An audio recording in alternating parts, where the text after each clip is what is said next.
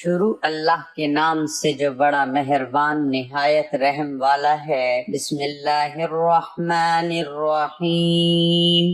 1000 سال سے چھپی ہوئی یہ خفیہ دعا، جو بھی اس دعا کو اس طرح پڑھ لیتا ہے اگلے دن ہی اس کا ہر مقصد پورا ہو جاتا ہے۔ سب تعریف اللہ رب العزت کے لیے ہے جو بے حد مہربان نہایت رحم والا ہے۔ رب العالمین اور قیامت کے دن کا مالک ہے، اس کائنات کا وہی خالق ہے، وہی رب السماوات والارض ہے، بشمول انسانی تمام ذی حیات کا رازق ہے۔ اس کائنات کی ہر شے اللہ تعالیٰ کی تسبیح و تحمید میں مشغول ہے، ذرہ ذرہ پتا پتا اس کی توحید پر دلالت کرتا ہے۔ وہی بڑی عظمت، بڑی شان و کبریائی اور زبردست قدرت و حکمت والا ہے، وہی یکتا اور بے مثل ہے، سب سے بے نیاز اور سب اسی کے محتاج ہے۔ ساری کائنات میں اللہ سبحانہ و تعالیٰ کی بادشاہت و حاکمیت ہے، وہی حاجت روا اور سب سے اعلیٰ ہے، نہ وہ کسی کی اولاد ہے اور نہ اس کی کوئی اولاد ہے۔ ساری کائنات میں نہ کبھی کوئی ایسا تھا اور نہ ہوگا جو اللہ تعالیٰ کی مانند ہو۔ اللہ تعالیٰ کا کسی بھی لحاظ سے کوئی ہمسر نہیں، وہ تنہا ہے، تمام صفات عالیہ کا مالک ہے، تمام اختیارات اللہ سبحانہ و تعالیٰ کے قبضہ قدرت میں ہے، جسے چاہتا ہے اپنی رحمت میں داخل کر لیتا ہے، جسے چاہتا ہے اس کی نافرمانی کے سبب اسے عذاب میں مبتلا کر دیتا ہے۔ وہی زندگی دیتا ہے اور وہی موت دیتا ہے اور وہی قیامت کے دن دوبارہ اٹھائے گا۔ اسے ہر چیز کا علم ہے اور دلوں کا بھید جانتا ہے، حی و قیوم ہے، وہی اول ہے اور آخر بھی، ظاہر بھی اور باطن بھی۔ اللہ تعالیٰ نے آخرت تک کے انسانوں کے لیے حضور پاک صلی اللہ علیہ وسلم پر قرآن حکیم نازل فرمایا۔ قرآن حکیم اللہ تبارک و تعالیٰ کا فصیح و بلیغ کلام ہے، جو انسان کے لیے کامل ہدایت نامہ، رشد و ہدایت کا سرچشمہ، مکمل دستور العمل اور حضور پاک صلی اللہ علیہ وسلم کی سیرت طیبہ، قرآن حکیم کی تفسیر و تشریح۔ دین اسلام قرآن و سنت پر مشتمل دین فطرت ہے، دنیا و آخرت میں فلاح و کامیابی کا دار و مدار دین اسلام کی پیروی پر موقوف ہے۔ قرآن حکیم حکمت یعنی عقل و دانش کی باتوں کو مخزن ہے، قرآن حق ہے، ایمان والوں کے لیے ہدایت، بشارت، پرہیزگاروں کے لیے نصیحت، رحمت، بصیرت اور شفا ہے، حق و باطل میں فرق دکھانے والی کتاب ہے، علم و حکمت اور اخلاقی تعلیمات کا منبع ہے، اللہ سبحانہ و تعالیٰ کی ذات و صفات، قدرت و حکمت کو کھول کھول کر بیان کرنے والی کتاب ہے، انسان کی زندگی کے ہر پہلو پر محیط ہدیت نامہ ہے۔ قرآن حکیم انسان کو نظام قدرت پر غور و فکر، تدبر و تفکر کرنے کی تلقین کرتا ہے، وہ انسان کو قدرت کے مظاہر پر گہری نظر، مطالعہ و مشاہدہ کرنے کی دعوت دیتا ہے، انسان کی تخلیق اور اس کے وجود میں سورج، چاند، تاروں کے نظام میں، حیوانات، نباتات و جمادات میں، دن رات کی رد و بدل میں، دریا و سمندر، زمین و آسمان میں حق تعالیٰ کی توحید و وحدانیت، قدرت و حکمت کی بہت سی نشانیاں ہیں، براہین و دلائل ہیں کہ انسان اس پر غور کرے۔ یہ نشانیاں انسان کو اس امر کا یقین دلانے کے لیے کافی ہیں کہ اس کائنات کو اللہ تعالیٰ نے بنایا اور وہی اکیلا اس پوری کائنات کا تدبیر کرنے والا اور فرما روا ہے۔ خدا تعالیٰ نے اپنے سچے پیغمبر صلی اللہ علیہ وسلم کی تصدیق کے لیے کبھی بطور خود اور کبھی قوم کے مطالبے پر ایسی نشانیاں نازل فرمائی جو انبیاء و رسول کی تصدیق کا باعث بنی اور معجزہ کہلائیں۔ ان میں سے چند ایک کا ذکر کیا جاتا ہے۔ اللہ رب العزت نے نوح علیہ السلام کی قوم کے تمام کافروں کو طوفان آب سے غرق کر دیا۔ نوح علیہ السلام اور اس کے ساتھیوں کو جو کشتی پر سوار تھے انہیں بچا لیا۔ اللہ رب العزت نے کشتی کے تحفظ کو رہتی دنیا تک کے لیے نشانی بنا دیا۔ حضرت ہود علیہ السلام کی قوم عاد کے غرور و سرکشی پر ہولناک عذاب 8 دن اور 7 راتیں پیہم تیز و تند ہوا کہ طوفان نے اسے تباہ و برباد کر دیا۔ حضرت صالح علیہ السلام کی دعا پر اللہ رب العزت نے ایک ٹھوس چٹان سے بطور نشانی ناکا اونٹنی نکالی اور ناکا کو ہلاک کرنے پر حضرت صالح علیہ السلام کی قوم کو ہیبت ناک آواز، چیخ اور کڑک سے ہلاک کر دیا۔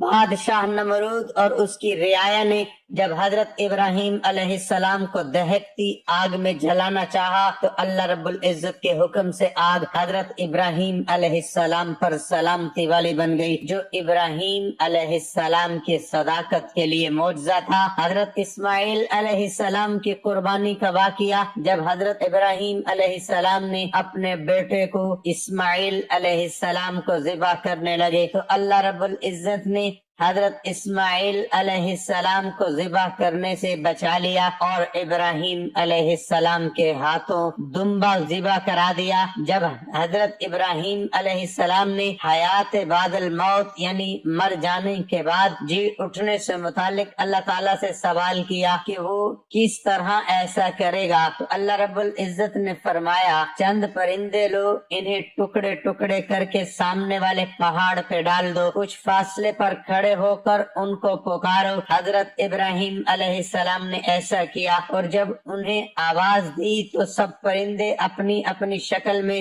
زندہ ہو کر اڑتے ہوئے حضرت ابراہیم علیہ السلام کے پاس آ گئے۔ صفا اور مروہ اور حجرہ اسود اللہ رب العزت کی نشانیاں ہیں۔ قوم لوط علیہ السلام کی تباہی و بربادی بذریعہ پتھروں کی بارش، حضرت موسیٰ علیہ السلام کے عصا سے اژدہا کا بننا، ہاتھ گریبان میں ڈال کر اور بغل سے ملا کر نکالا تو روشن سفید چمکتا ہوا نکلا۔ حضرت موسیٰ علیہ السلام کا پتھر پر عصا مارنا اور اس میں سے 12 چشموں کا بہ نکلنا، حضرت موسیٰ علیہ السلام کا دریا میں عصا کا مارنا، دریا کا پھٹ جانا، موسیٰ علیہ السلام اور اس کے ساتھیوں کا اس میں سے بچ کر نکل جانا، فرعون اور اس کے ساتھیوں کا دریا میں غرق ہونا، منو سلوہ کا نازل ہونا، پہاڑوں اور پرندوں کا حضرت داؤد علیہ السلام کے ساتھ اللہ تعالیٰ کی تسبیح کرنا، لوہے کو حضرت داؤد علیہ السلام کے لیے نرم کر دینا، حضرت داؤد علیہ السلام سلیمان علیہ السلام کو پرندوں کی بولیاں سمجھنے کا علم ہونا، تیز ہوا اور جنوں کا حضرت سلیمان علیہ السلام کے تابع ہونا، حضرت ایوب علیہ السلام زمین پر لات مارنا، نہانے کے لیے ٹھنڈا پانی اور پینے کے لیے شیریں پانی کا نکلنا، حضرت یونس علیہ السلام کو جب ایک مچھلی نے نگل لیا تو مچھلی کے پیٹ میں وہ گریہ وزاری کرنے لگے، اے پروردگار تیرے سوا کوئی معبود نہیں، تو پاک ہے، بے شک میں ظالموں میں سے ہوں۔ اس پر اللہ کے حکم سے مچھلی نے آپ کو ایک صاف جگہ پر اگل دیا اور آپ بچ گئے۔ حضرت عیسیٰ علیہ السلام کی پیدائش خدائی حکم سے ہونا، مٹی سے پرندے جیسا ڈھانچہ بنانا اور اس میں پھونک مارنا تو وہ اللہ کے حکم سے اڑنے لگا۔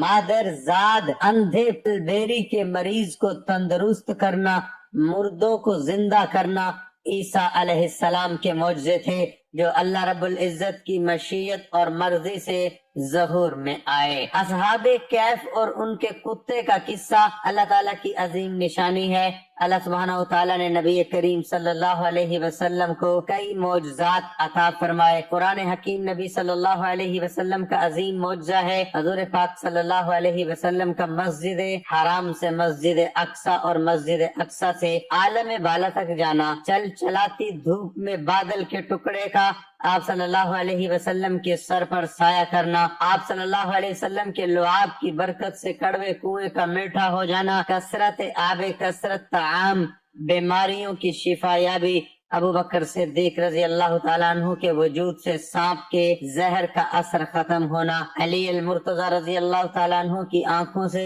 آشوب کا زائل ہو جانا، آپ صلی اللہ علیہ وسلم کی انگلی کے اشارے سے چاند کے 2 ٹکڑے ہونا، یہ سب اللہ رب العزت کی قدرت و حکمت کی نشانیاں ہیں جو رسول اللہ صلی اللہ علیہ وسلم سے ظہور پذیر ہوئیں۔ اللہ تعالیٰ کا فرمان ہے، دین تو اللہ کے نزدیک اسلام ہی ہے، اور جس نے اللہ کی ہدایت کی رسی کو مضبوط پکڑ لیا وہ سیدھے راستے لگ گیا، اور جو کوئی اسلام کے سوا اور دین کا طالب ہوگا وہ اس سے ہرگز قبول نہیں کیا جائے گا۔ فرمایا پورے کے پورے داخل ہو جاؤ، اسلام میں عبادت کرو، اللہ کے سوا کوئی معبود نہیں، اللہ سلامتی کے گھر کی طرف تمہیں بلاتا ہے، سو تم مجھے یاد کرو، میں تمہیں یاد کروں گا، اور میرا احسان مانتے رہنا، اور नाशुक्री न करना। हजूर पाक सल्लल्लाहु अलैहि वसल्लम ने फरमाया, ए मुसलमानों, मैं तुम्हारे दरमियान दो चीजें छोड़े जा रहा हूँ, अगर तुमने इन दोनों को मजबूती से थामे रखा तो कभी गुमराह न होंगे। एक तो अल्लाह की किताब कुरान है और दूसरी उसके नबी की सुन्नत हमारी दुआ है। ऐ परवरदिगार, हमें कुरान और सुन्नत पर अमल पैरा होने की तौफीक अता फरमा, आमीन। मोहतरम नादरीन, आज का ये वजीफा बड़ा आसान है, बड़ा मुजर्रब है। इस वजीफे के बारे में हर शख्स को नहीं पता, जिसको पता चल जाता है वो अमीर हो जाता है, वो गनी हो जाता है, वो दौलतमंद हो जाता है और उसके घर में इतना रिज्क आता है कि संभालना मुश्किल हो जाता है। इसलिए ये अमल बड़े खास लोगों से मेरे पास पहुँचा है। जो शख्स अपने हालात बदलना चाहता है, अपनी जिंदगी अच्छी गुजारना चाहता है, ये मुख्तसर सा और खास अमल कर लें। रोजाना नमाज जोहर के बाद आपने ये अमल करना है और सिर्फ 3 दिनों के अंदर अंदर आप इसके असरात, इसके मौजज़ात, इसकी बरकत खुद अपनी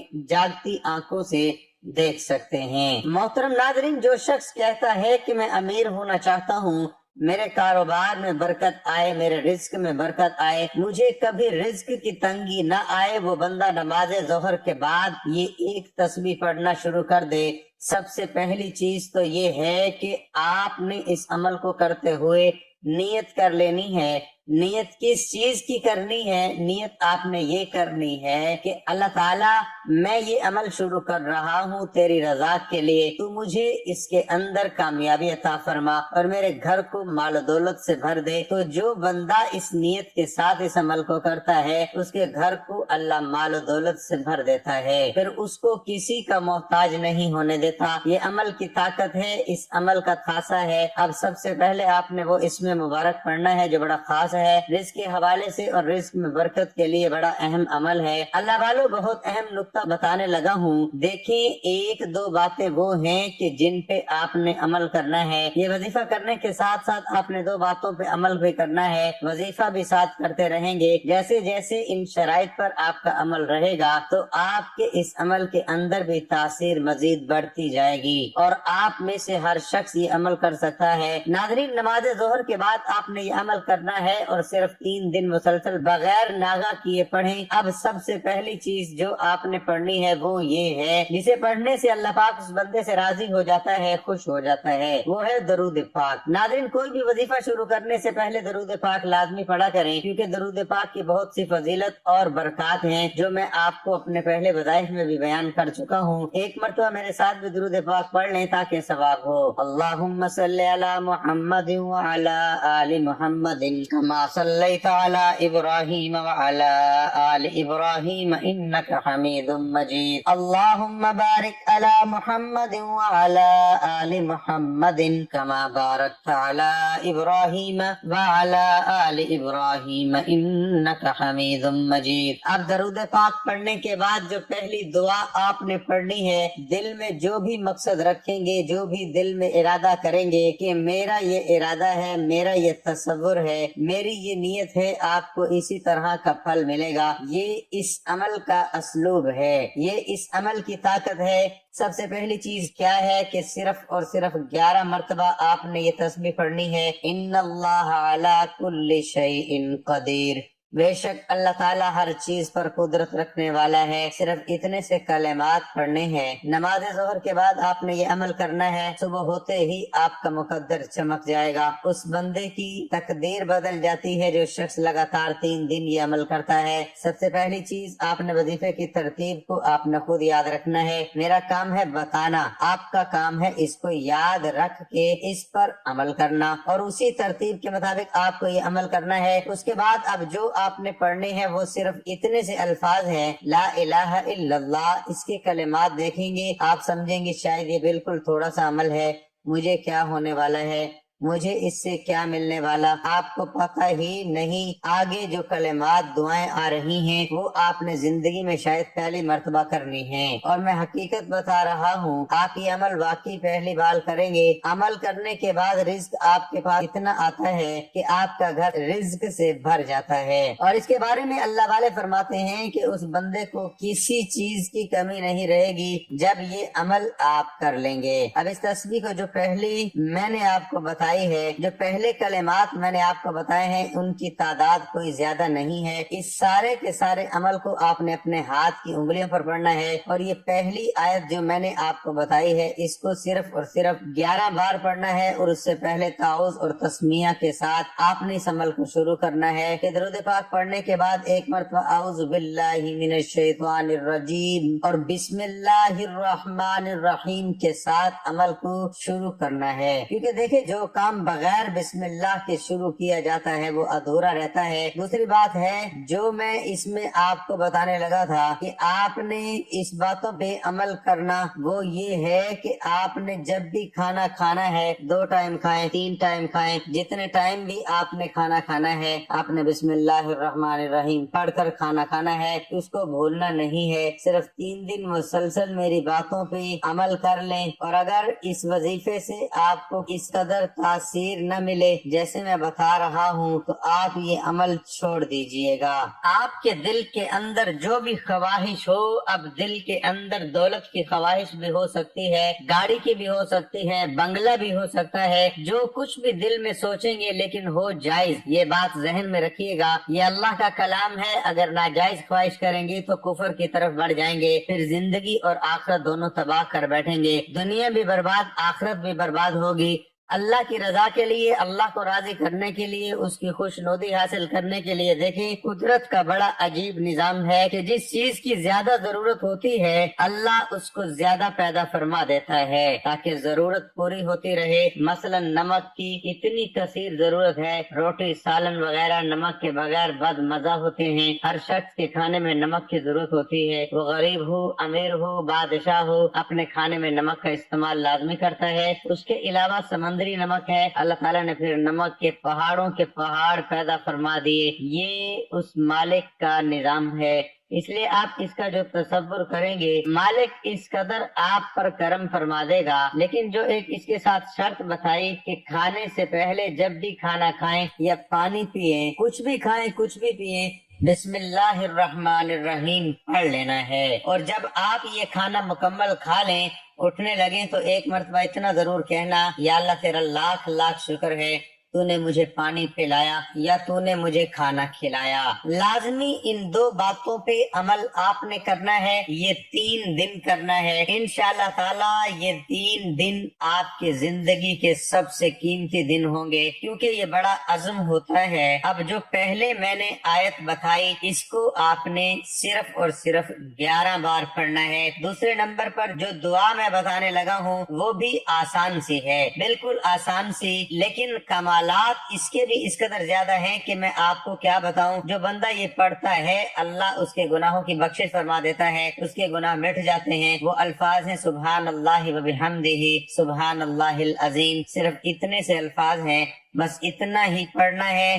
بے شک اللہ کی ذات پاک ہے، سب اسی کی تعریفیں ہیں، اسی کا سب کچھ ہے۔ سبحان اللہ و بحمدہ سبحان اللہ العظیم کی آپ نے ایک تسبیح یعنی 100 مرتبہ پڑھنے ہیں۔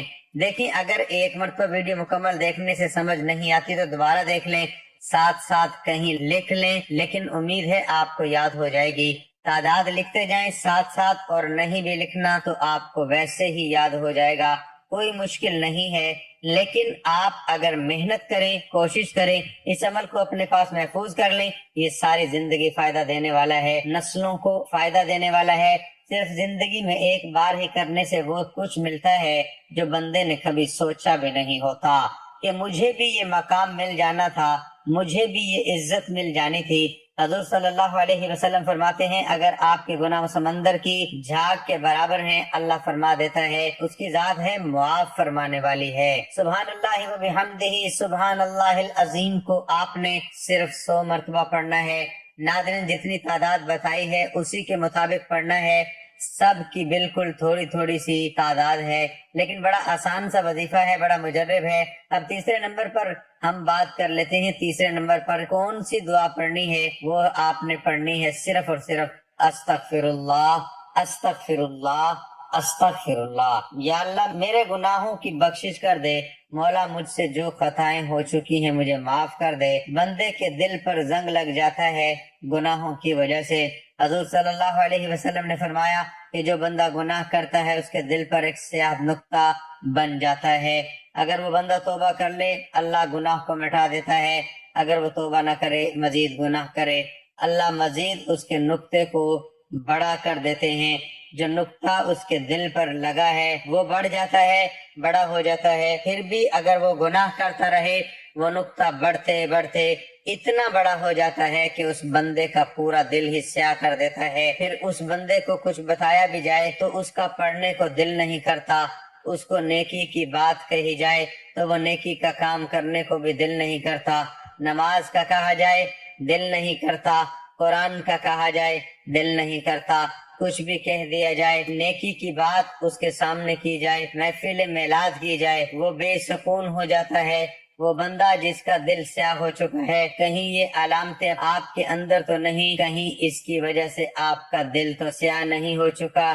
اگر تو ایسا ہے تو پھر آپ مجھے کمنٹ میں ضرور بتائیے، اس کا علاج میں بتا دوں گا کہ یہ دل کی سیاہی کیسے دھلے گی، کیسے صاف ہوگی۔ بڑا آسان سا طریقہ ہے، لوگوں کو اس بات کا علم نہیں، آپ کمنٹ میں مجھ سے ضرور بتائیے گا، میں اس کا طریقہ کار بھی انشاءاللہ بتاؤں گا کہ کیسے یہ دلوں کی سیاہی ختم ہوتی ہے۔ حضور صلی اللہ علیہ وسلم نے یہ نقطہ بھی بتایا۔ اب آپ نے چند ایک چیزوں سے پرہیز بھی کرنا ہے، ان چیزوں میں ایک تو یہ ہے کہ کھڑے ہو کر آپ نے پانی نہیں پینا، جلدی جلدی آپ نے نماز نہیں پڑھنی، منہ سے چراغ نہیں بجھانا، دانت سے ناخن نہیں کاٹنا، دامن یا آستین سے منہ صاف نہیں کرنا، ان باتوں پہ عمل بھی کرنا آپ کے لیے انتہائی ضروری ہے۔ صرف 3 دن، اس سے زیادہ نہیں ہے، 3 دن پتہ بھی نہیں چلتا۔ ناظرین، اگر آپ امیر ہونا چاہتے ہیں، دولت حاصل کرنا چاہتے ہیں تو یہ استغفار جو میں نے پڑھا ہے اس کو صرف 7 بار پڑھنا ہے، صرف اور صرف 7 بار۔ اس کے ورد سے بھی جو دلوں کے زنگ ہوتے ہیں نا، سیاہی، یہ مٹتی ہے۔ لیکن اس سیاہی کو آنسو کے ذریعے بھی ختم کیا جا سکتا ہے، لیکن اب میری کوشش ہے کہ میں یہ عمل آپ کو مکمل اسی ترتیب کے ساتھ سمجھاتا جاؤں تاکہ آپ کا وقت ضائع نہ ہو اور آپ اس عمل کو جلدی کر کے غموں سے نجات پا سکیں۔ کہتے ہیں یہ عمل غموں سے نجات پانے کا آسان سا نسخہ ہے، تو کوشش کریں کہ جو 3 دن آپ کو عمل کے لیے میں عرض کر رہا ہوں، کوشش کریں آپ باوضو رہیں، حالت وضو میں رہنے کی کوشش کریں۔ تو اس کے بعد اب آپ نے چوتھے نمبر پر جو سورت پڑھنی ہے وہ بالکل آسان سی ہے، اس کی تعداد بھی بالکل تھوڑی سی ہے، ہاتھ کی انگلیوں پہ بھی پڑھ سکتے ہیں، ویسے انگلیوں کی طرف اشارہ کیے بغیر بھی یہ تعداد یاد رہ سکتی ہے، کوئی ایسی بات نہیں ہے کہ آپ کو یاد نہ رہے، ایسے بھی آپ کر سکتے ہیں۔ جب آپ نے یہ عمل کرنا ہو ویڈیو کو چلا لیں، جہاں میں نے یہ پہلی دعا پڑھی میرے ساتھ پہلی دعا پڑھ دیں، دوسری پڑھی دوسری پڑھ لیں، تیسری جہاں پہ پڑھی وہاں پہ تیسری پڑھ لیں، چوتھی جہاں پہ دعا ہوگی وہ چوتھی پڑھ لیں، جتنی تعداد بتائی جائے اتنی ہی پڑھیں۔ ناظرین، چابی ہے، اگر وہ تالے کو لگائی جائے وہ تالا کھل جائے گا، اگر اس چابی کو توڑ دیا جائے، اس کا ایک دندہ توڑ دیا جائے یا وہ پوری چابی نہ لگائی جائے تو وہ تالا نہیں کھلے گا۔ اسی طرح اگر عمل کے اندر آپ اپنی من مانی کریں گے، اللہ والوں کے بتائے ہوئے طریقے پر عمل نہیں کریں گے، تو پھر آپ بھی اپنی قسمت کا تالا نہیں کھول سکتے، اپنے مقدر کا تالا نہیں کھول سکتے، وہی کھول پائے گا جو بندہ اس پر عمل کرے گا۔ ناظرین، آخر میں آپ نے سورۃ اخلاص پڑھنی ہے، سورۃ اخلاص آپ نے صرف اور صرف 7 مرتبہ پڑھنی ہے۔ میرے خیال میں یہ پورا عمل چند سیکنڈ کا عمل ہے، 2 منٹ سے زیادہ کا یہ عمل نہیں، بس سمجھاتے ہوئے بتاتے ہوئے ٹائم لگ رہا ہے، کچھ چیزوں پہ عمل کرنا ہوتا ہے اور کچھ چیزوں کی ضرورت بھی ہوتی ہے، وہ آپ کو سمجھائی جائے، آپ کو بتائی جائے تاکہ آپ دیکھیں۔ جتنا یقین کامل ہوگا، جتنا یقین پختہ ہوگا، اتنی ہی آپ کو اس عمل سے فائدہ ہوگا۔ بس آپ نے اس عمل کو جو میں نے کہا ہے دل کے اندر اپنا مقصد رکھنا ہے اور وہ آپ کا عمل کے دوران مقصد ذہن میں ہی رہے، مقصد سے آپ نے ہٹنا نہیں۔ سورۃ اخلاص پڑھنے سے آپ کو انشاءاللہ ظالموں پر بھی غلبہ ملے گا۔ کوئی شخص ہے کسی بیماری کے اندر مبتلا ہے، اللہ اس کو بے شفا عطا فرمائے گا۔ کوئی شخص غیبی مدد چاہتا ہے تو غیبی مدد ملے گی، اور انشاءاللہ کیونکہ اس کے اندر وہ الفاظ بھی موجود ہیں جو قید کا تالا کھول دیتے ہیں، تو قیدی کو رہائی کی نیت سے پڑھنا چاہتے ہیں تو اس کی نیت سے بھی آپ اس کو پڑھ سکتے ہیں۔ یہ بڑا طبی نسخہ آپ کو دے رہا ہوں کیونکہ اس صورت کی برکت سے دینی دنیاوی ہر قسم کے مصائب اور مضر بیماریوں سے بھی بندے کو نجات ملتی ہے، ہر قسم کی مصیبت بھی دور ہوتی ہے۔ اصول مقصد کے لیے اس کو ہمیشہ اللہ والے تلقین کرتے ہیں کہ اس کو پڑھتے رہا کریں۔ محترم ناظرین، عمل کی ترتیب آپ کو ایک بار پھر سمجھا دیتا ہوں۔ سب سے پہلے آپ نے ان اللہ علی کل شیء قدیر 11 مرتبہ پڑھنا ہے، اس کے بعد لا الہ الا اللہ 7 مرتبہ پڑھنا ہے، پھر آپ نے سبحان اللہ وبحمدہ سبحان اللہ العظیم 100 مرتبہ پڑھنا ہے، اس کے بعد آپ نے صرف 7 مرتبہ استغفر اللہ پڑھنا ہے۔ استغفر اللہ پڑھنے کے بعد آپ نے سورۃ اخلاص 7 مرتبہ پڑھنی ہے۔ سورۃ اخلاص 7 مرتبہ پڑھنے کے بعد آپ نے آخر میں وہی درود پاک پڑھنا ہے جو عمل کی شروع میں پڑھا تھا، تو آپ کا نماز ظہر کے بعد کا یہ عمل مکمل ہو جائے گا۔ یہ عمل انشاءاللہ آپ کی زندگی کے 3 دن کے اندر بدل دے گا۔ نماز ظہر کی نماز کے بعد پڑھنے سے انشاءاللہ تعالی صبح ہوتے ہی آپ اس کے نظارے خود دیکھیں گے۔